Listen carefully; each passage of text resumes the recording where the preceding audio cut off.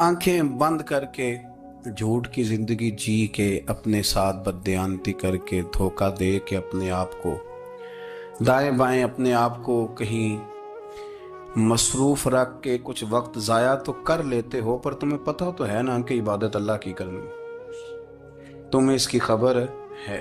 मेरे रसूल पाक अलैहि वसल्लम ने फरमाया, बंदा अल्लाह के सबसे करीब उस वक्त होता है जब वो सजदे की हालत में होता है। किसके करीब होता है? अल्लाह के सबसे करीब होता है। वो बड़ा नेड़े है रब के, बड़ा करीब है, इसलिए कि वो हालत है सजदा में। वो जब सजदे करता है ना, उसकी बारगाह में जब झुक जाता है, आप जरा सजदे की कैफियत देखें ना, जुबान भी यहाँ है, आंख भी यहाँ है, कान भी, अकल भी सारी, इसने सारा कुछ रख दिया सजदे।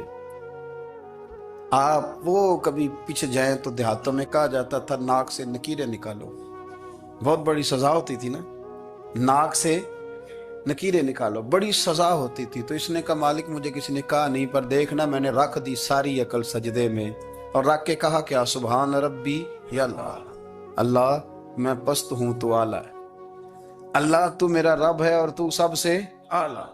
इतना, और फरमाया जब ये इस कैफियत में होता है तो फिर ये अपने रब के करीब होता। मेरे नबी करीम अलैहिस्सलातु सलाम ने मुसल्ले से दिल लगाने का दर्स दिया, हुजूर ने तवज्जो दिलाई। सहाबा इस ज़ौक़ के हामिल लोग थे, वो कोशिश करते थे। जनाब सिद्दीक़ अकबर रज़ी अल्लाह ताला अन्हु का इबादत का मिजाज हमेशा कायम रहा। हज़रत उमर फारूक सारी सारी रात अल्लाह के हुजूर खड़े रहे।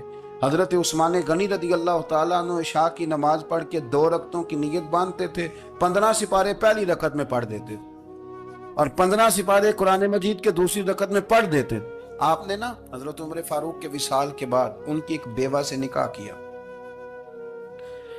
हजरत उस्मान गनी ने निकाह किया। वो खातून आपके निकाह में आई तो अर्ज करने लगी, अमीरुल मोमिनीन मेरे लिए एजाज तो बहुत है कि मैं अमीरुल मोमिनीन की बेवा थी तो अमीरुल मोमिनीन की मनकूहा हो गई हूँ, लेकिन हुजूर न तो मैं जवान हूँ कि मेरे अंदर रगबत होती और ना मैं अब इस काबिल हूँ कि कोई खिदमत कर सकूं, मेरे साथ निकाह की वजह क्या बनी?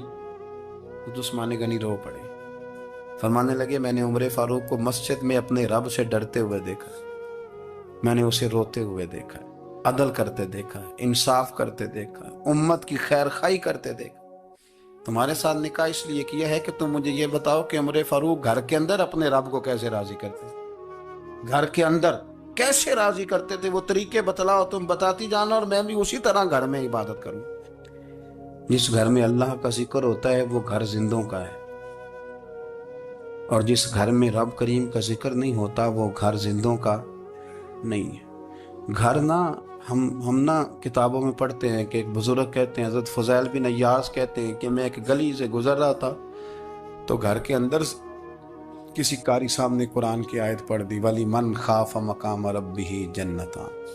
मैं तो मेरे कानों से टकराई तो अल्लाह ने मेरी काया ही पलट दी, मैं तौबा कर गया। अब घर के अंदर से आवाज आए तो सही ना तिलावत की, पर अंदर से आवाज आती नहीं, या डेक बजने की आवाज आती है, या टीवी चलने की आवाज आती है, या धूम मचाने की आवाज आती है। इबादत का वो जो खास शौक था, वो जो हुस्न था, वो जो तवानाई थी, वो जो बात थी। एक जगह पे हम बैठे थे तो वहां एक साहब आए और उन्होंने आते ही कहा कि मेहरबानी करें जरा मुझे मुसल्ला दे दें, मेरे ना कुछ नफल रह गए।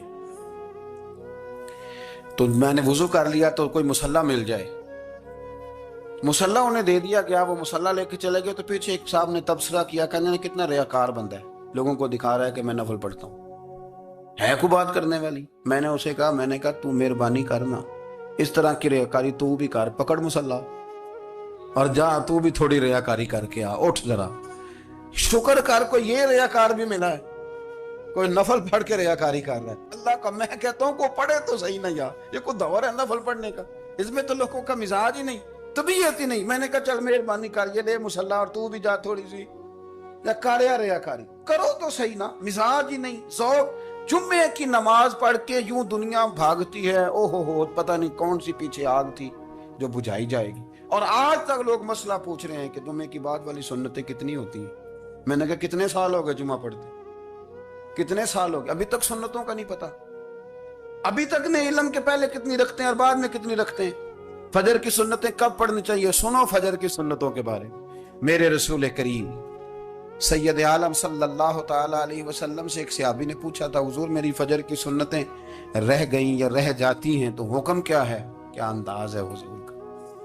بخاری مسلم کے لفظ سنو. حضور سید عالم صلی اللہ علیہ وسلم فرمانے لگے، اس نے کیا پوچھا تھا؟ حضور جواب کیا دیتے؟ فرمایا فجر کی سنتیں کبھی نہ چھوڑنا، فجر کی پہلی 2 سنتیں کبھی نہ چھوڑنا. یا رسول اللہ صلی اللہ تعالی علیہ وسلم میری رہ گئی ہیں، رہ جاتی ہیں. فرمایا فجر کی 2 سنتیں نہ چھوڑنا.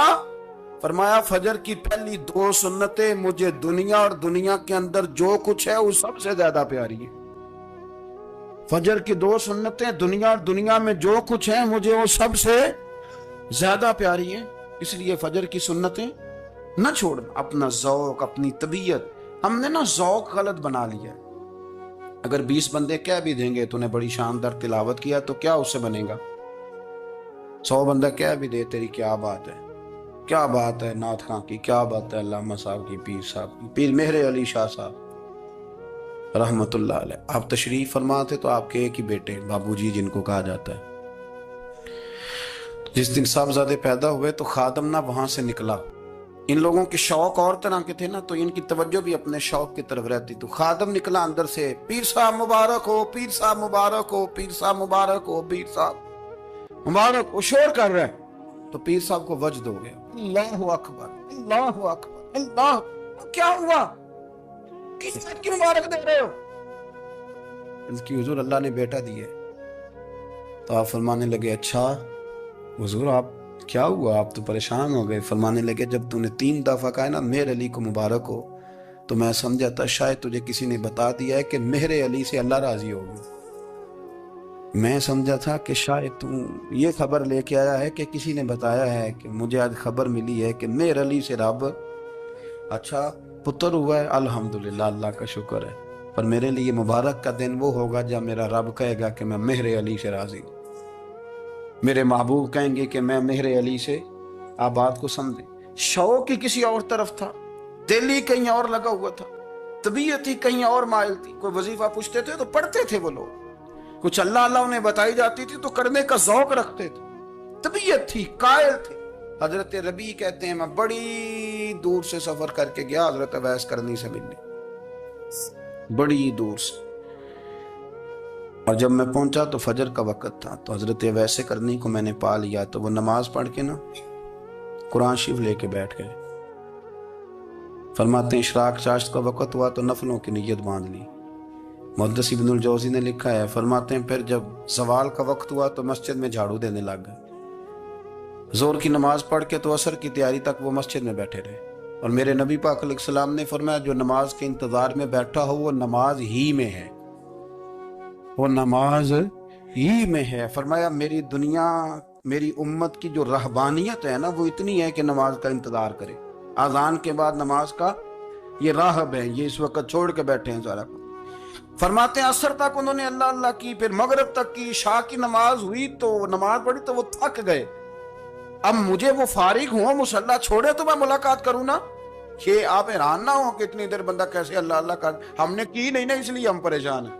جو عادی ہوتے ہیں وہ کر بھی لیتے ہیں. وہ یہ کام، میری بات کی سمجھ آ رہی ہے؟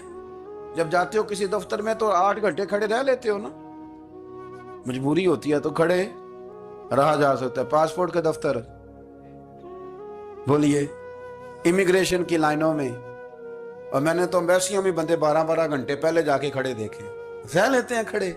تو اگر ان کاموں کے لیے رہا جاتا ہے تو اللہ رسول کے لیے بھی کھڑے رہا جا سکتا ہے.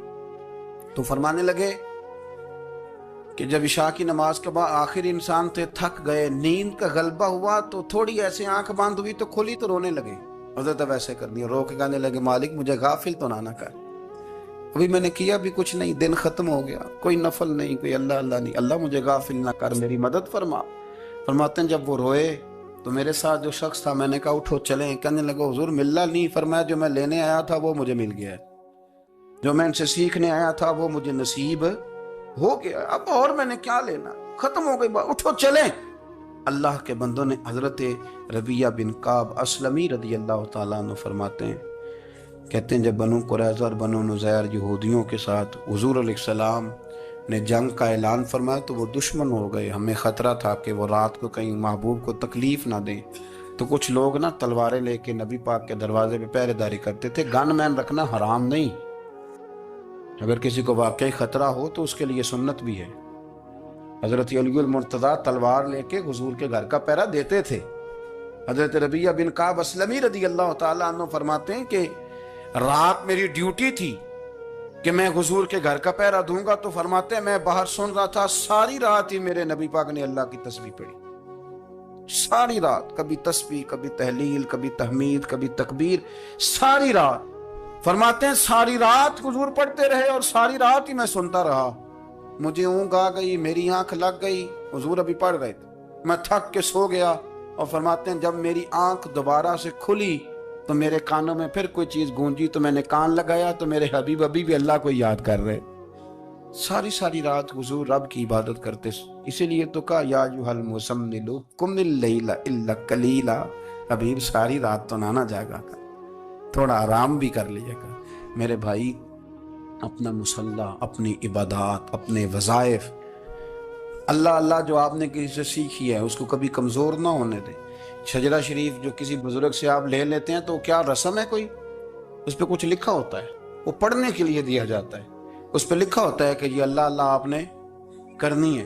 انسان پر اگر کوئی شخص نیکی کر دیتا ہے، احسان کر دیتا ہے، تو انسان اس کے سامنے پھر گردن نہیں اٹھا سکتا. یار یہ میرے مشکل وقت کا دوست ہے، اس نے میرے ساتھ نیکی کی ہے، کبھی بھی گردن نہیں اٹھائے گا، جھکا کے رکھے گا. تو اگر عام کوئی نیکی کر دے تو اس کے سامنے انسان کبھی گردن نہیں اٹھاتا. تو جو رب ساری نعمتیں عطا فرمائے، جو کہے کہ تیری تخلیق میں نے کی، تجھ سے پہلوں کو بھی پیدا میں نے کیا، تیرے لیے زمین کا بچھونا بھی میں نے بچھایا، آسمان کی چھت بھی میں نے لگائی، تیرے لیے زمین سے ساری اناج کو، پھل کو، کھیتیوں کو نکالا بھی تیرے لیے. اب تو اس طرح کر کہ تو میری عبادت کر، تو میری بارگاہ میں جھک جا. بہت سارے نشے لوگوں کو لگے ہوئے ہوتے ہیں.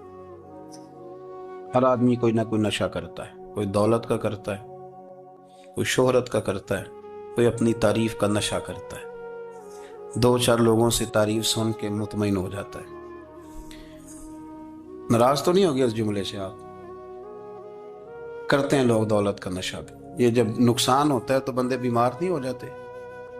پیسے ڈوب جاتے ہیں تو لوگ بیمار نہیں ہو جاتے؟ تو اس کا مطلب یہ ہوتا ہے کہ نشہ ٹوٹ گیا ہے.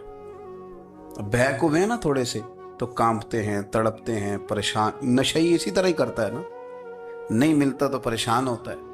یہ سارے نشے ہیں، مختلف قسم کا نشہ. ہم مانتے نہیں اس بات کو، تسلیم نہیں کرتے، کیونکہ تسلیم کرنا بڑا مشکل کام ہے. اس کے لیے تو بڑی ساری چیزیں جو ہیں وہ دبوچ کے اور بڑی سارے رستے پھلانگ کے آنا پڑتا ہے. تو بڑا مشکل ہے ماننا، ورنہ کرتے ہیں ہم. ہمارا مزاج ہے. یہ گھومنے پھرنے کا، دنیا دیکھنے کا بھی ایک نشہ ہے. یہ بہت ساری باتیں کرنے کا بھی ایک نشہ ہے. گپ شپ کا بھی ایک نشہ ہے. 2-4 لوگوں کی جب تک پگڑیاں نہ کھول لیں، بعض لوگوں کو نیند نہیں آتی. یہ غیبت کا، چغلی کا، بددیانتی کا، یہ بھی ایک نشہ ہے. اس پر ملا رومی رحمت اللہ نے بڑا کلام لکھا ہے. وہ کہتے ہیں مانگ کے کھانے کا بھی نشہ ہے، مانگ کے کھانے کا بھی نشہ ہے. وہ کہتے ہیں کہ ایک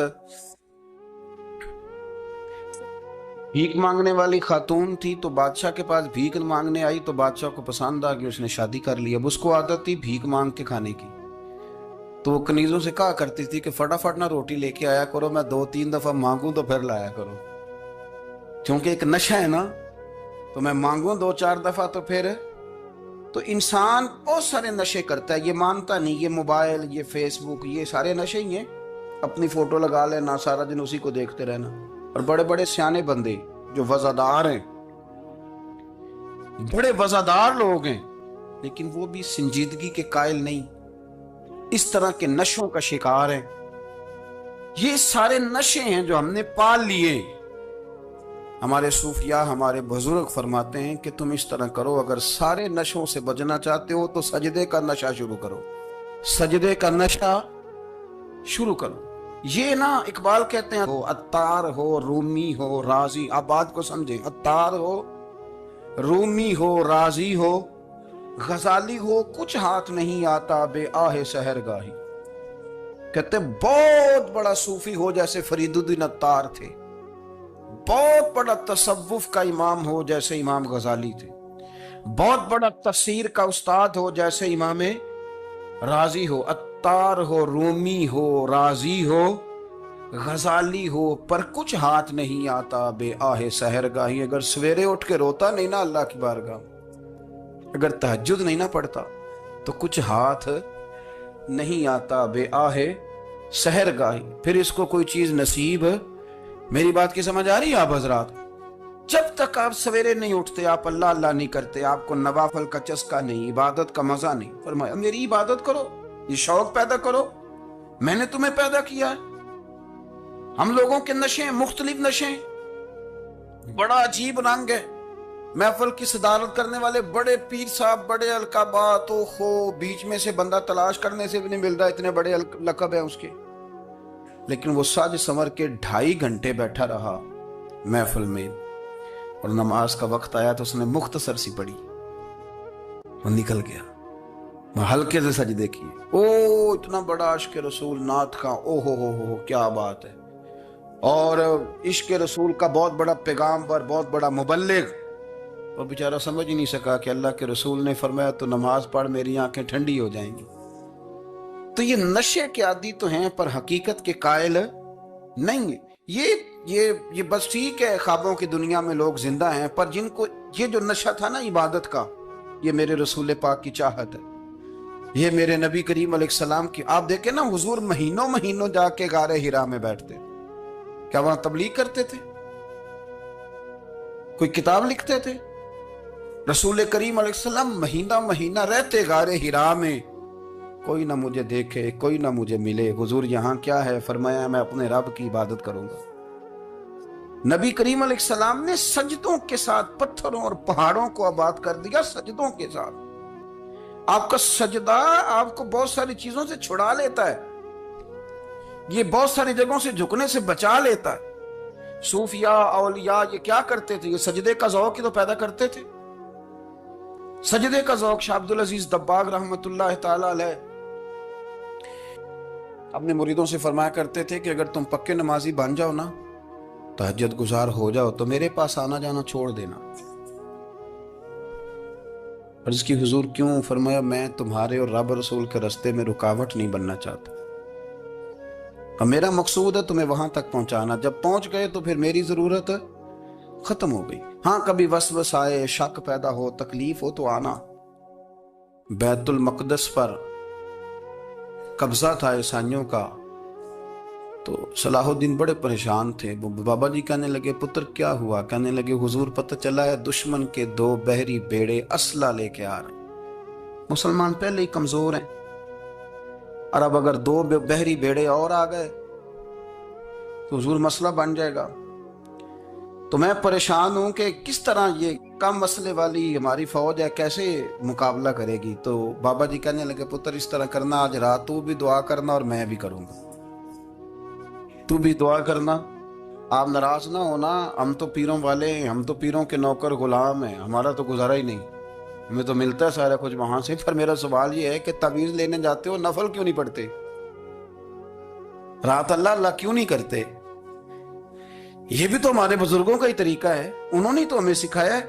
صلاح الدین ایوبی سے بزرگوں نے کہا کہ رات آج نا اللہ اللہ کرنا، تو میں تیرے لیے دعا کروں گا، تو بھی دعا کرنا.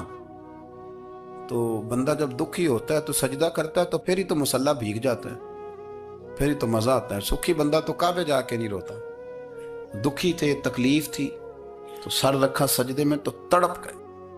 اور وہ بابا جی کہتے ہیں میں مسجد آیا تو صلاح الدین چیخے مار کے رو رہا تھا اور کہہ رہا تھا مالک میں کوئی اپنی شان کے لیے تو نہیں نہ لڑ رہا، اللہ کو میں کوئی قبضوں کے لیے تو نہیں لڑ رہا، مالک تیرے لیے لڑ رہا ہوں، مجھے بے آبرو نہ کرنا، میری مدد فرمانا. کہتے ہیں میں آیا تھا کہ مسجد میں دعا کروں گا، پر صلاح الدین ایوبی کو روتے دیکھا تو میں لوٹ گیا. تو سویرے صلاح الدین ملے تو بڑے خوش تھے. میں نے کہا پتر کیا ہوا؟ کہنے لگے حضور وہ بحری بیڑے 2 آ رہے تھے نا اسلحہ لے کے، دونوں ڈوب گئے پانی میں.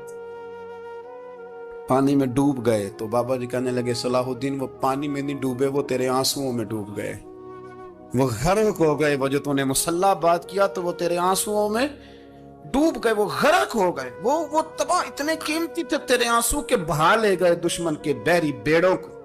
میرے بھائی ٹھیک ہو گیا جی، میرے عزیز سمجھ لیں اس بات کو ہمیشہ کے لیے، اور اس پر غور کر لیں اچھے طریقے سے کہ میرے رسول کریم سید عالم صلی اللہ علیہ وسلم نے نا ہماری توجہ دلائی، حضور نے ہمیں بتلایا، ہمارا ذوق بڑھایا عبادت کی طرف۔ ایک صحابی تھے حضرت ابو فاطمہ رضی اللہ تعالیٰ عنہ، یہ ترمذی شریف کی حدیث ہے۔ نبی پاک علیہ السلام نے فرمایا ابو فاطمہ قیامت کے دن مجھ سے جلدی ملنا چاہتے ہو کہ دیر کے ساتھ؟ تو کہنے لگے حضور کون ہوگا جو دیر سے ملنا چاہے گا، ہم نے تو جان دے دی وعدہ دیدار پر۔ اعلیٰ حضرت فرماتے ہیں جان دے دی وعدہ اور نقد اپنا دام ہو ہی جائے گا۔ مجھے لگتا ہے کہ یہ سودا نقد و نقد ہو جانا ہے، چونکہ ہم نے جان دے دی وعدہ دیدار پر۔ آپ نے وعدہ کیا تھا کہ مریں گے تو پھر زیارت ہوگی، تو مر گئے ہم زیارت کی خاطر۔ جان دے دی وعدہ دیدار پر تو نقد اپنا دام ہو ہی جائے گا۔ اے رضا ہر کام کا ایک وقت ہے، دل کو بھی آرام ہو ہی جائے گا۔ تو حضرت ابو فاطمہ رضی اللہ تعالیٰ عنہ سے نبی پاک صلی اللہ علیہ وسلم نے فرمایا جلدی ملنا چاہتے ہو کہ دیر سے؟ اس کی حضور فٹافٹ ملنا ہے، میں نے قیامت کے دن آپ سے جلدی ملنا ہے۔ تو نبی پاک علیہ السلام نے فرمایا پھر اس طرح کرنا، دنیا میں رہ کے سجدے زیادہ کرنا، پھر سجدے زیادہ کرنا، قیامت میں ملاقات جلدی ہو جائے، قرب ملے گا تمہیں۔ اپنے بچوں کے اندر دیکھیں نا، ہم شوق پیدا کرتے ہیں، ہمیں صحیح لفظ نہیں بولنے آتے پر ہم بچوں میں شوق پیدا کرتے ہیں کہ پتر ڈاکٹر بن جائے گا تو بڑا نفع کرے گا، تو لوگوں کی خدمت کرے گا، ملک و ملت کی خدمت کرے گا، تیرے ابا کا نام روشن ہوگا، تیرے دادا کی تعریفیں ہوں گی۔ ہم یہ ذوق پیدا کرتے ہیں، ہم اپنے نوجوانوں کے اندر یہ فکر پیدا کرتے ہیں، انہیں ہم سمجھاتے ہیں کہ میاں جب تم پڑھو گے محنت کرو گے تو فلاں آدمی کی طرح تمہارا نام ہوگا۔ یہ جتنا ذوق ہم بچوں کے اندر ان چیزوں کا پیدا کرتے، ہمیں حکم ہے کسی طرح ہم ذوق پیدا کریں کہ پتر نماز پڑھے گا تو اللہ راضی ہو جائے گا، تو سجدہ کرے گا۔ دیکھیں نا میرے رسول کریم علیہ السلام نے فرمایا 7 سال کے بچے کو مسجد لے کے جاؤ، یعنی اسے شوق دلاؤ، اس کے اندر یہ خاصیت پیدا کرو کہ اس کا دل کرے مسجد میں جانے کو، اس کے اندر یہ خصوصیات لاؤ کہ وہ ہمارے ہاں نا ہر چیز کو پرموٹ کیا جا رہا ہے، ہر چیز کو، یعنی سر سنگیت سکھانے کے لیے اکیڈمیاں بن گئی، ہر شے پرموٹ ہو رہی ہے، عبادت کا جذبہ کم ہوتا جا رہا ہے، اللہ کا ذوق ہمارے اندر نہیں رہا۔ اور اتنا مشکل ہم نے اپنے لیے بنا لیا ہے کہ وہ بندہ جو بڑی زبردست مذہبی گفتگو کر رہا تھا اور تگڑی بات کر رہا تھا، کیا بات ہے، لیکن نماز کے بارے میں کمزوری دکھا جاتا ہے، نوافل کے بارے میں وہ چپکے سے نکل جاتا ہے۔ امام احمد بن حنبل رحمۃ اللہ تعالی علیہ،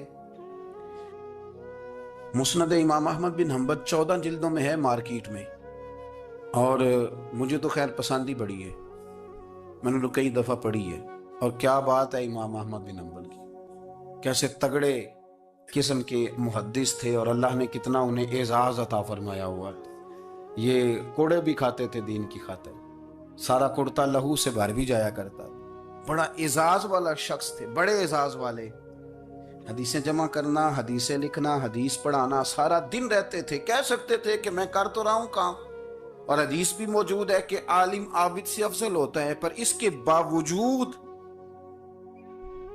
امام احمد بن حنبل رحمۃ اللہ علیہ 300 نفل فرض نمازوں کے علاوہ پڑھا کرتے تھے، 300 نوافل روز پڑھا کرتے تھے۔ ان کے بیٹے نے کہا ابا جی مکان خریدنا ہے تو وہ جگہ کہاں کر کے لوں، بہت ساری آبادیاں، تو فرمایا پتر وہاں لینا جہاں مسجد قریب ہو۔ میرے رسول کریم سید عالم صلی اللہ علیہ وسلم اتنا پسند کرتے مسجد کو، اتنا پسند کرتے نماز کو، کہ رسول کریم صلی اللہ علیہ وسلم تہجد کی نماز بھی پڑھتے، پھر حضور فجر کی نماز بھی پڑھتے، نبی پاک وتر کو الگ کر کے پڑھتے، عشاء کے ساتھ نہیں پڑھتے۔ یہ تو ہم اس لیے اجازت دی ہمارے بزرگوں نے کہ بعد میں اٹھے گا کون علیحدہ وتر پڑھنے کے لیے، عشاء کے ساتھ پڑھ لیں۔ وتر پڑھتے، تہجد پڑھتے، فجر پڑھتے، اشراق پڑھتے، چاٹ پڑھتے، پھر مغرب کی نماز کے بعد 6 رکعت اوابین پڑھتے، پھر رات کو صلاۃ اللیل پڑھتے. سیدہ عائشہ صدیقہ کہتی ہیں زمانہ سو جاتا اور میرے رسول مصلی بچھا کے کھڑے ہو جاتے. او یار کھیتی باڑی کر کے نہیں, محنت مزدوری کر کے نہیں. جناب عائشہ کہتی ہیں میں یہ بھی دیکھتی کہ حضور ایک آیت شروع کرتے تو ساری رات اسی کو پڑھتے, اور میری نظر جاتی تو قدم مبارک پہ ورم آ جاتا. یار نماز پڑھ پڑھ کے اتنی مشقت کر کے اتنی جد و جہد کر کے ورم آ گیا, یا رسول اللہ اتنی محنت کیوں کرتے ہو؟ فرمایا افلا اکون عبدا شکورا, کیا میں اپنے رب کا شکر گزار بندہ نہ بنوں؟ صحابہ کا ذوق عبادتوں کا, ریاضتوں کا, تلاوتوں کا, طبیعت ہے ان کی, وہ ایک دوسرے کو. حضرت مولا علی شیر خدا کرم اللہ تعالی وجہہ الکریم کے زمانے میں روم کے بادشاہ نے کہا یار یہ مسلمانوں کا پتہ تو کرو, یہ آخر کیوں اتنے زیادہ مجاہد ہیں. اس زمانے میں جاسوس بھیجنے کا مزاج تھا, اب تو جاسوس پکڑا جاتا ہے, اب تو جاسوس ہو. جاسوسی کا شوق ویسے آج بھی ہے. عرض کروں تھوڑی سی بات ہی سنوان سے. پتہ کیا ہمارا مسئلہ ہے, ہم جہاں جاتے ہیں نا وہاں تھوڑی خوشبو سونگنے کی کوشش کرتے ہیں. وہ کیا ہے تو یہ کیا ہے تو ادھر کیا ہے تو تھوڑا سا ادھر کیا ہے. میرے رسول پاک پڑھیے درود شریف, سارے پڑھیے ذرا زور سے, صلی اللہ تعالی. نبی پاک علیہ السلام نے فرمایا جاسوسی نہ کرنا ورنہ تم بندوں کو خراب کر دو, اور فرمایا اس طرح نہ ہو کہ تم کسی کے آپ کھول نہ نکلو تو تمہارے پہلے کھول جائیں. یہ جو ذوق ہے نا یہ ختم کریں, چھوڑیں. مطلب آپ کس چکر میں پڑے ہوئے ہیں, اتنی زیادہ توجہ کرنے کی کیا ضرورت؟ نے کام سے کام رکھیں, اس میں بندہ تھوڑا سا نا آسان رہتا ہے. یہ جو بہت زیادہ ٹٹولنے والے لوگ ہوتے ہیں نا وہ بےچارے پھر عمر ٹٹولتے ہی گزار دیتے ہیں, اس لیے کہ مزاج ہی بہت پکا ہے. گوری کا منہ کھول کے اندر تک ہاتھ ڈالنا, تو پھر کئی دفعہ سامنے سے بچھو بھی لڑ جاتا ہے, خرابی ہوتی. تو جاسوسی کی جاتی تھی. اس نے بھی جاسوس بھیجے کیونکہ قبیلوں کے لوگ تھے, کچھ مسلم کچھ کافر, پہچانے نہیں جاتے تھے لوگ. تو کچھ لوگ اس نے بھیجے, انہوں نے آ کے نا تحقیق کی, ریسرچ کری کہ آخر ماجرا کیا ہے. تو واپس جا کے انہوں نے رپورٹ دی نا روم کے بادشاہ کو. اس رپورٹ کا ایک جملہ بڑا شاندار ہے. وہ کہنے لگا بادشاہ ہمیں مسلمانوں کی کوئی سمجھ نہیں آئی, ہمیں کوئی سمجھ نہیں آئی. انہوں نے کہا بھئی کیوں نہیں سمجھ آئی؟ کہنے لگے یار عجیب بندے ہیں, جب رات مصلی پہ بیٹھتے ہیں تو یوں لگتا ہے ان کا دنیا سے رشتہ ہی کوئی نہیں, کوئی کسی کو نہیں جانتا. کوئی اپنے دکھ سنا کے رو رہا ہے, کوئی اپنی بات کر کے رو رہا ہے, لگتا ہے کہ ان کا کوئی رشتہ ہے ہی نہیں جب مصلی پہ بیٹھتے ہیں. اور فرمایا جب سویرے یہ جہاد کرنے نکلتے ہیں تو لگتا ہے ان سے زیادہ دلیر ہی کوئی نہیں.